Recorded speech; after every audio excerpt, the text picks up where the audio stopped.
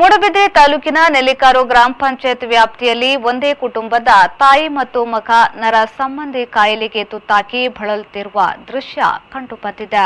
ನೆಲ್ಲಿಕಾರು ಗ್ರಾಮ ಪಂಚಾಯತ್ ಸಮೀಪದ ಮಾಂಟ್ರಾಡಿ ಇಂದಿರಾನಗರದ 5 ಸೆಂಟ್ಸ್ನ ನಿವಾಸಿ ಕೂಲಿ ಕಾರ್ಮಿಕ ಮಾಧವ ಹರಿಜನ ಎಂಬವರ ಹೆಂಡತಿ 40ರ ಹರೆಯದ ನಳಿನಿ ಮತ್ತು 22ರ ಹರೆಯದ ಪುತ್ರ ಮನೋಜ್ ಎಂಬವರೇ ನರಸಂಬಂಧಿ ಕಾಯಿಲೆಗೆ ತುತ್ತಾಗಿ ನೋವನ್ನು ಅನುಭವಿಸುತ್ತಿರುವವರು. ನಳಿನಿ ಅವರು ಈ ಹಿಂದೆ ಬೀಡಿ ಕಟ್ಟಿ ಜೀವನ ನಡೆಸುತ್ತಿದ್ರು. ಆದರೆ ಅವರಿಗೆ ಆಗಾಗ್ಗೆ ತಲೆನೋವು ಕಂಡುಬರುತ್ತಿದ್ದು, ಈ ಬಗ್ಗೆ ಚಿಕಿತ್ಸೆಗೆಂದು ಆಸ್ಪತ್ರೆಗೆ ಹೋದ ಅವರಿಗೆ ನಿಮಗೆ ಶೀತ ಆಗಿರುವುದರಿಂದ ತಲೆನೋವು ಕಂಡುಬರುತ್ತಿದೆ ಎಂದು ತಿಳಿಸಿದ್ದರಲ್ಲದೆ ಶಸ್ತ್ರಚಿಕಿತ್ಸೆ ಮಾಡಬೇಕಾಗಿದೆ ಎಂದಿದ್ದಾರೆ. ಆದರೆ ಶಸ್ತ್ರಚಿಕಿತ್ಸೆ ಮಾಡಿದ ನಂತರ ಸ್ವಲ್ಪ ದಿನ ಆರಾಮವಾಗಿದ್ದ ಅವರಿಗೆ ಕುತ್ತಿಗೆಯ ಬಳಿ ನರದ ಸಮಸ್ಯೆ ಕಂಡುಬಂದಿತ್ತು.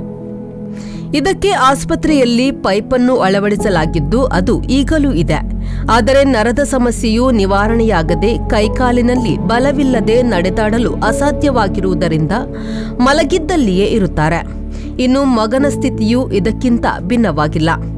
ದ್ವಿತೀಯ ಪಿಯುಸಿ ಶಿಕ್ಷಣದ ನಂತರ ಐಟಿಐ ಶಿಕ್ಷಣವನ್ನು ಪಡೆದು ಉದ್ಯೋಗದ ನಿಮಿತ್ತ ಬೆಂಗಳೂರಿನ ಕಡೆಗೆ ಪ್ರಯಾಣ ಬೆಳೆಸಬೇಕಾಗಿದ್ದ ಮನೋಜ್ಗೆ 2 ವರ್ಷಗಳ ಹಿಂದೆ ಜ್ವರ ಕಾಣಿಸಿಕೊಂಡು ನಂತರ ಕಾಲಿನಲ್ಲಿ ಬಲ ಇಲ್ಲದಂತಾಗಿದೆ.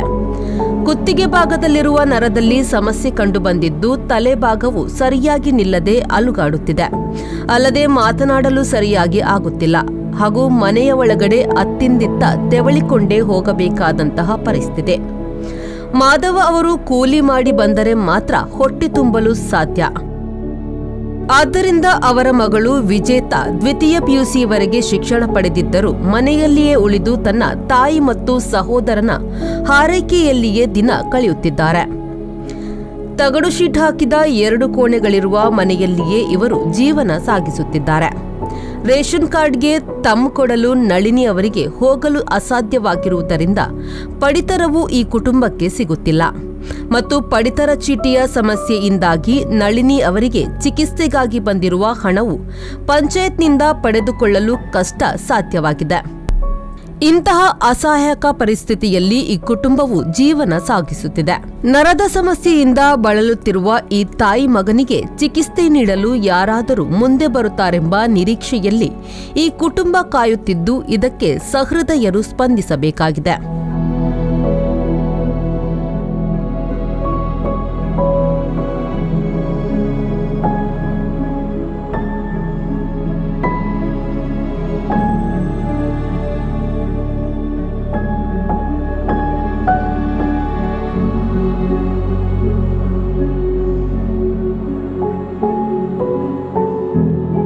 Premashree Kallabettu, V4 news Moodbidri.